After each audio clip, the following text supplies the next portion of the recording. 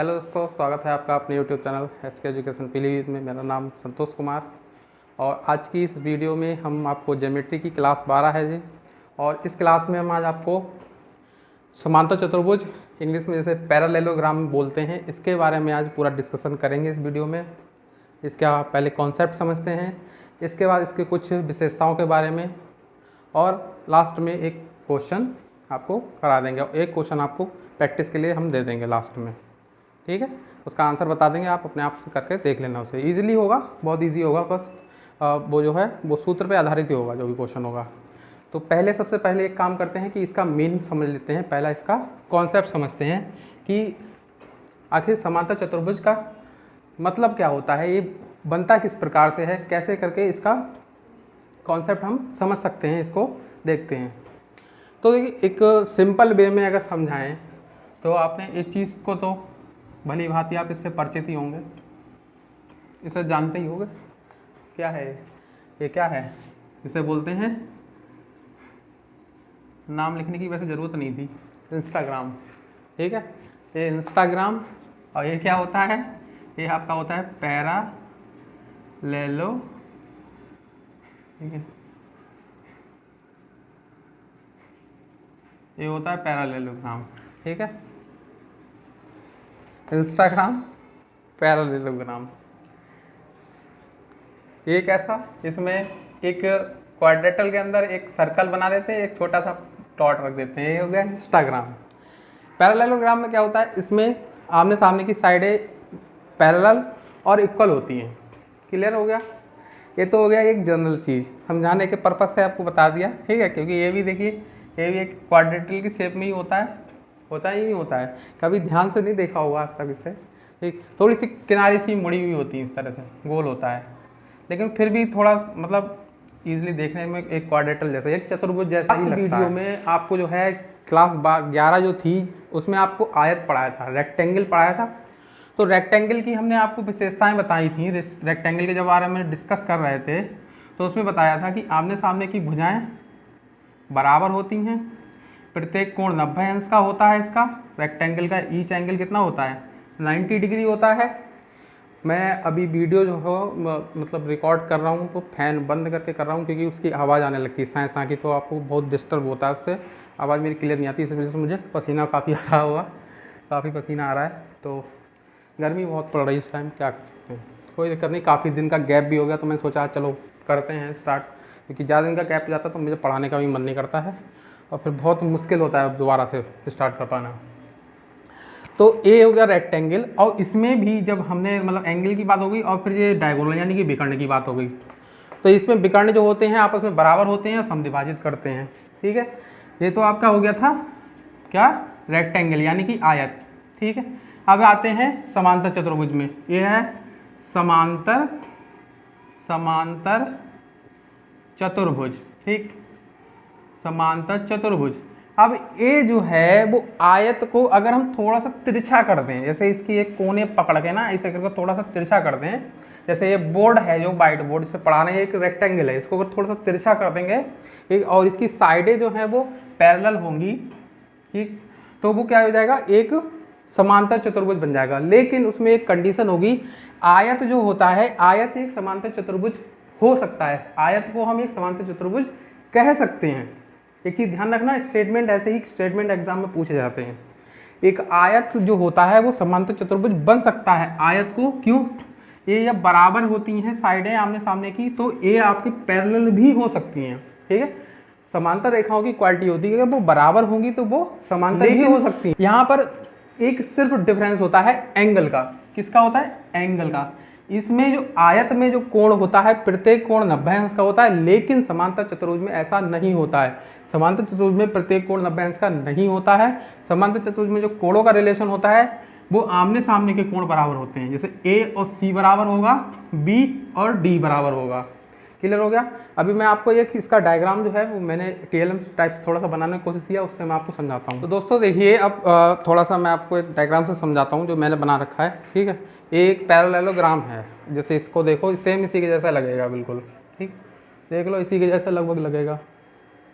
ठीक है, अब जैसे इसमें है क्या, ऐसे एक मान ले, अगर इसको एक पैरेललोग्राम यानी कि एक समांतर चतुर्भुज अगर हम मान लेते हैं, तो इसमें जो ए वाली साइड होगी और ए वाली साइड, थोड़ा सा सामने आ जा रहा हूँ, ठीक है, ए वाली साइड और ए वाली साइड आपस में क्या होगी, पैरेलल होगी, ठीक, ए वाली पैरेलल होगी इसके, ठीक, ए वाली इसके पैरेलल होगी, ठीक, और ए वाला कोण, जैसे कोण ए है, जैसे यहाँ पे देखो ए वाला जैसे कोण ए है, ए वाला, तो ए वाला कोण इस कोण के, इस कोण, ए वाला कोण इस कोण के इक्वल होगा और यह वाला कोण इस वाले कोण के इक्वल होगा, ठीक है, पूरा एंगल, ए वाला पूरा एंगल इसका एंगल के, और ए वाले जो कोण ये तो इक्वल होगा, ए वाले इक्वल हो गए, आमने सामने की भुजाएं समांतर और बराबर हो जाती हैं, समांतर भी होती हैं और बराबर भी होती हैं। सेम ऐसे ही विकर्ण भी बराबर, और विकर्णों की एक इनकी क्वालिटी होती है समांतर चतुर्भुज में कि ये विकर्ण जो हैं वो आपस में क्या करते हैं, जो दो मतलब काटते भी हैं प्रतिच्छेद, और ये साथ ही साथ एक जो विकर्ण होता है वो समांतर चतुर्भुज को दो बराबर क्षेत्रफल वाले त्रिभुजों में भी बांट देता है, एक विकर्ण जो है। तो इसे देखते हैं, आई होप समझ में आया होगा, मुझे लग रहा है थोड़ा, ठीक है। एक पैरेललोग्राम है, पैरेललोग्राम इस तरह थोड़ा सा तिरछा बनाते हैं उसको कि थोड़ा सा आयत से डिफरेंट लगे, ठीक। वैसे तो ये आयत भी एक तरह से समांतर चतुर्भुज हो सकता है। तो अगर पूछ ले आपसे कोई समांतर चतुर्भुज होता क्या है, तो समांतर चतुर्भुज के लिए क्या बोलेंगे कि ऐसा चतुर्भुज जिसकी आमने सामने की भुजाएं समांतर होती हैं वही समांतर चतुर्भुज कहलाता है। ये तो एक जनरल इसकी परिभाषा हो गई, ठीक, जिसकी आमने सामने की भुजाएं समांतर, ठीक। अब हम इसकी बात करें कि ये बनता किस प्रकार से है, तो इसमें जैसे दो समांतर रेखाएं के युग्म होते हैं, जैसे एक समांतर रेखाएं इस प्रकार से गई, ठीक है। समांतर रेखाओं की विशेषता ये होती है कि बीच में जो दूरी होती है वो हमेशा बराबर रहती है, और इसके बारे में हमने रेखाओं के बारे में फर्स्ट क्लास में आपको पढ़ा दिया था ज्योमेट्री की, उसके आप प्लेलिस्ट में जाके देख सकते हैं, वहाँ से आपको सारी वीडियोस मिल जाएंगी। और जैसे एक पैरेलल जो पेयर है वो इधर का है, एक पैरेलल पेयर इधर से आ रहा है, इस तरह से तिरछे में क्या कर रहा है, तिरछे में काट रहा है, तो इसमें जो बीच में यहाँ पे जो आपका चतुर्भुज बन रहा है, ये बन रहा है चतुर्भुज एक, ठीक है, एक चतुर्भुज बन रहा है ये बीच में, तो ये वाला चतुर्भुज जो है वो क्या होगा, एक समांतर चतुर्भुज होगा। इस तरह से बनता है समांतर चतुर्भुज, पैरेलल लाइंस जो होती हैं आपस में इंटरसेक्ट करती हैं, तब क्या बनता है, समांतर चतुर्भुज। क्लियर हो गया। अब इसकी विशेषताओं की अगर हम बात करें, इसकी विशेषताएं यानी कि मेन पॉइंट्स जो अभी मैंने आपको समझा भी दिए हैं, विशेषताएं फिर से जैसे अगर हम लिख के आपको बता दें, लिख के, तो विशेषताएं इसकी यही होती हैं कि अगर इस चतुर्भुज के संदर्भ में बात करेंगे तो यहाँ पर जो ए बी लाइन होगी वो डी सी के क्या होगी, समांतर होगी। ये समांतर का निशान होता है, ऐसे सीधे दो खड़ी लाइनें खींच देते हैं, इसका मतलब क्या होता है, समांतर यानी कि पैरेलल। क्लियर हो गया, ये पैरेलल का निशान होता है। ज्योमेट्री में ज़्यादातर लिखा नहीं जाता उस चीज़ को, मतलब चिन्हों से दर्शाते हैं, जैसे चतुर्भुज त्रिभुज लिखना है उसके लिए भी निशानों का प्रयोग करते हैं। अब ऐसे ही जो ए डी है वो बी सी के पैरेलल हो जाएगी, A D parallel B C. Clear. अब ये पैरेलल तो होंगी, साथ साथ में ये बराबर भी हो सकती हैं, इसको ऐसे भी लिख सकते हैं हम, A B is equal to D C, same A D is equal to B C. Clear हो गया। समांतर भी होती हैं और बराबर भी होती हैं। अगर कोणों की बात करें तो कोण ए कोण सी के बराबर होगा, ठीक है, और कोण बी जो है वो कोण डी के बराबर हो जाएगा।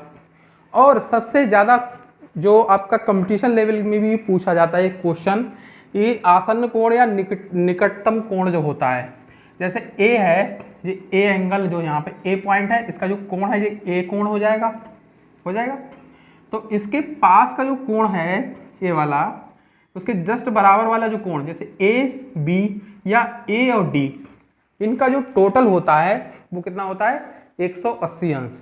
अगर हम लिखेंगे जैसे कोण ए प्लस कोण बी बराबर हो जाएगा 180 अंश, ठीक है। इन दोनों का जो टोटल होता है पास वाले कोणों का आसन्न कोण या इन्हें सन्निकट कोण बोलते हैं, ठीक है, नियरेस्ट एंगल बोल। तो ये वाला जो होते हैं इन दोनों का टोटल जो होता है 180 होता है। ये केवल जो क्वालिटी इसमें आपकी समांतर चतुर्भुज में अप्लाई होती है, ये वाली जो क्वालिटी है समांतर चतुर्भुज में अप्लाई होती है सबसे ज़्यादा, इसको ध्यान रखना। क्लियर है। जैसे अगर आपसे पूछा जाए, अगर मान लो ये वाला कोण आपका 50 है तो आपसे पूछ रहा है कि बी एंगल बताओ कितना होगा। तो अगर ये 50 है तो इसको घटा देंगे 180 में से, 180 में घटेगा कितना हो जाएगा, 130 आ जाएगा ये वाला। क्लियर, ऐसे निकालते हैं। इसी तरह के ज़्यादातर क्वेश्चन आते भी हैं। अब इसके बाद डायरेक्ट आते हैं फॉर्मूले पे, ज़्यादा लंबी बात हो गई। अब देखते हैं इसके सूत्र। ठीक है, सूत्र, सबसे पहला सूत्र है इसका परिमाप का। अगर परिमाप की बात करें तो ये आयत की तरह सेम होता है। आयत में भी आमने सामने की भुजाएं बराबर होती हैं, ये वाली ऐसे, तो इसमें भी होती है। तो इसमें जो परिमाप का सूत्र है वो आयत वाला ही लग जाता है। ठीक है, अगर समांतर चतुर्भुज के परिमाप की बात करेंगे, पैरेललोग्राम के पेरीमीटर की बात करें, समांतर चतुर्भुज का परिमाप, तो परिमाप इसका वही हो जाता है जो आयत का होता है, वो हो जाता है 2 लंबाई प्लस चौड़ाई, ठीक है, L प्लस बी, यानी कि वही ये वाली भुजा। क्लियर हो गया। अब अगर इसके क्षेत्रफल की बात करते हैं तो क्षेत्रफल का सूत्र थोड़ा सा इसका डिफरेंट होता है। कैसे, इसमें क्या होता है, जैसे ये वाला डायग्राम है उसको, अगर इसमें हम यहाँ से एक लंब डाल दें, यहाँ पर 90 डिग्री का एंगल बन जाएगा ये। तो ये लंब जो डाला है ए से यहाँ पर, ठीक, मान लो ये एम पॉइंट है, तो इसी को हम बोलते हैं ऊंचाई इसकी। ठीक है, जैसे एक समांतर चतुर्भुज एक है इस तरह से, तो इसमें जो ये वाली जो चीज़ होती है ये इसकी क्या होती है, हाइट होती है, ऊंचाई। क्या होती है, ऊंचाई। तो इसका जो सूत्र बनता है किसका, अगर इसका क्षेत्रफल का सूत्र की बात करें, समांतर चतुर्भुज का क्षेत्रफल, ठीक है, एरिया ऑफ पैरेललोग्राम, तो वो हो जाता है आधार गुणा ऊंचाई। क्या हो जाएगा, आधार गुणा, आधार क्या होता है ये आधार हो गया बेस। ठीक, जैसे त्रिभुज होता है, त्रिभुज सेम त्रिभुज में भी यही होता है, त्रिभुज में ये आधार हो जाता है और ये हो जाती है ऊंचाई। तो वही जो है इसमें लगता है, लेकिन इसमें 1/2 नहीं, जो त्रिभुज का क्षेत्रफल होता है उसमें 1/2 आधार गुणा ऊंचाई होता है, और इसके जो सूत्र में 1/2 नहीं होता है, वो हट जाता है। ठीक, तो इसका सूत्र ऐसे याद हो, अगर त्रिभुज का सूत्र याद है तो इसका भी क्षेत्रफल का सूत्र याद रहेगा। क्लियर हो गया। यही 2 मेन फॉर्मूले इसमें होते हैं। और हम बात करेंगे आगे एक क्वेश्चन की, तो वीडियो एंड करेंगे। तो वीडियो के लास्ट में हम आपको एक क्वेश्चन करवाएंगे, एक क्वेश्चन आपको प्रैक्टिस के लिए दे रहे हैं। छोटा सा सिंपल सा क्वेश्चन होगा, तो उसे भी करके आप देख लेना, आपकी इच्छा हो तो कर लेना। ठीक है, बाकी मैं आपको बता दूंगा कैसे क्या करना है। तो इसे देखते हैं, सिंपल क्वेश्चन है, ऐसे क्वेश्चन ही ज़्यादातर आते हैं। ठीक है, ऑब्जेक्टिव में आने की ज़्यादा चांस रहते हैं। तो 5 और 7 क्वेश्चन है कि एक समांतर चतुर्भुज है, समांतर चतुर्भुज के आसन्न कोणों का अनुपात 5:7 है। समांतर चतुर्भुज के सभी कोणों का मान ज्ञात करो। ठीक, माप या मान एक ही बात है। ठीक, तो इसमें कह रहा है आसन्न कोण। मैंने अभी बताया था आसन्न कोण क्या होते हैं, आसन्न कोण या निकटतम या पास वाला कोण। आसन्न, सन्निकटन, ठीक, दोनों का मतलब ये होता है कि जस्ट पास वाला कोण। जैसे ए है, इसका पास वाला ए वाला भी हो सकता है, ए भी हो सकता है। जैसे डी है, डी के पास वाला ए हो सकता है और सी हो सकता है। क्लियर। तो ये कह रहा है कि इन दोनों में, जैसे अगर हम मान लें कि ए और बी में जो है वो अनुपात, ठीक, अगर माने यहाँ पे लिखेंगे माना ए अनुपात बी जो है वो 5:7 है, मतलब ए और बी का जो रेशियो है वो कितना है। अगर इसको सिंपल अगर करना चाहेंगे, मतलब सिंपल ही मेथड से करना चाहेंगे, तब तो हम 180 से डायरेक्ट डिवाइड कर सकेंगे। लेकिन अगर आपको ये लिखना हो कंपटीशन में, जैसे अगर ऑब्जेक्टिव में लगाना होता है तब तो कोई प्रॉब्लम नहीं है, तो आप शॉर्टकट में कर लेते हैं, कर लगा दे। लेकिन आपको लिखना है तो कैसे करेंगे, कोण ए बराबर हो जाएगा 5x, ऐसे x करके मान लेते हैं। जो अनुपात होते हैं, अनुपात वाले क्वेश्चन चाहे एज वाले में आएंगे, आगे 9 वाले क्वेश्चन होंगे सेकंड सेमेस्टर की, आगे जो प्ले लिस्ट में वीडियो आपको बनाते रहेंगे। सेकंड सेमेस्टर का पूरा सिलेबस जो है कंप्लीट करवाएंगे। ये तो आपको 4th सेमेस्टर में है, ठीक, 4th सेमेस्टर में सही से दिया हुआ है। तो और अगर बी एंगल की बात करेंगे तो बी एंगल आपका हो जाएगा 7x। ये अनुपात वाले होते हैं, चाहे एज वाले क्वेश्चन किसी में भी ऐसे x करके मान लेते हैं। और अभी हमने आपको लिखवाया था कि ये इनमें जो सन्निकटन जो एंगल होते हैं, आसन्न कोण होते हैं, पास वाला कोण है, जो रिलेशन होता है वो क्या होता है 180 का होता है। यानी कि कोण ए प्लस कोण बी बराबर क्या होता है 180 अंश, यही तो होगा। अब इसमें ए है 5x, ये 7x, तो जाएगा 5x प्लस 7x बराबर 180 अंश। 7 और 5 12, तो जाएगा 12x बराबर 180 अंश। x बराबर हो जाएगा 180/12। काट लेंगे इसको, मतलब डिवाइड कर देंगे। तो करके देखते हैं इसको। 12 से काट के देखेंगे, 12 एकम 12, 6 बचा, 12 पंजे 60, यानी कि जो x की वैल्यू है वो कितनी आ गई, वो आ गई 15 या 15 डिग्री। क्लियर हो गया। तो यानी इसका कहने का मतलब ये है कि जो ए एंगल है, ऐसे तो हम नीचे निकालना चाहिए, इसको नीचे ही निकाल के दिखा दे रहे हैं, शॉर्टकट ना करें। 5x है तो हो जाएगा, x की वैल्यू यहाँ पे रख देंगे तो हो जाएगा 5 गुणे 15, कितना हो जाएगा, 15 पंजे 75। अगर b की वैल्यू निकालनी होगी तो ये हो जाएगा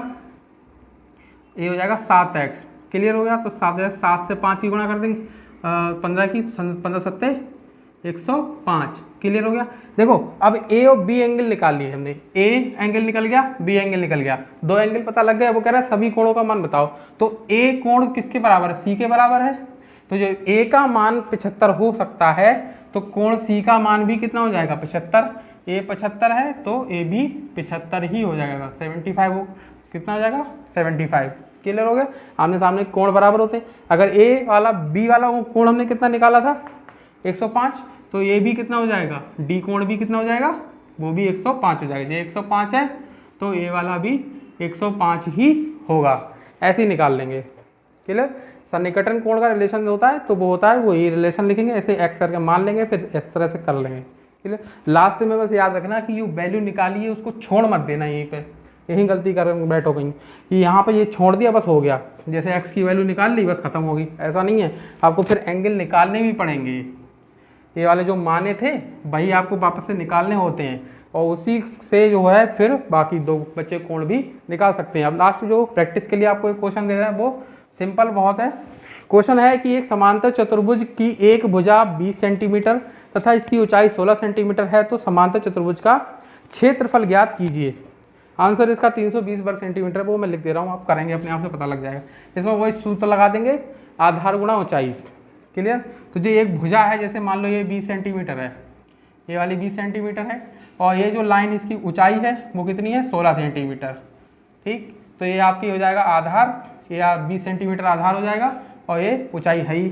सूत्र लगा देंगे, सीधे आंसर आ जाएगा। ठीक। अगर और आपको थोड़ी कोशिश अच्छी लगी हो तो वीडियो लाइक कर दें, और जल्दी मिलते हैं नेक्स्ट क्लास में, जिसमें हम आपको जो चतुर्भुज का टॉपिक है वो एंड करेंगे, लास्ट होगा, जिसमें समलम आपको पढ़ाएंगे, जो ट्रेपेजियम है, ट्रेपेजियम और अवतल और उत्तल जो चतुर्भुज होते हैं उनके बारे में पढ़ा के, और आपका ये चतुर्भुज का टॉपिक एंड कर देंगे। ठीक है। इसके बाद आपका सर्कल स्टार्ट कर देंगे। ज्योमेट्री आपकी कंप्लीट करवाना है मुझे, ज्योमेट्री चाहे वो किसी की भी हो, मैं एक किसी क्लास को ध्यान में रख के नहीं पढ़ा रहा हूँ, जो भी जितना बेसिक है। ठीक। हाई लेवल का तो आप और चैनल पे पढ़ते ही हैं, लेकिन बेसिक जो है कुछ सारा मैं इस तरह से पढ़ाना चाहता हूँ कि जिसको बिल्कुल भी इस चीज़ का मतलब कह सकते हैं ना, जिनको ज्योमेट्री से थोड़ी नफरत सी है, उनके लिए एक क्लास मैंने स्टार्ट की थी। ठीक। तो जल्दी मिलते हैं नेक्स्ट क्लास में, गर्मी बहुत हो रही है, पसीना आ रहा है। थैंक यू सो मच, जय हिंद, ध्यान रखें अपना सब, जल्दी मिलते हैं।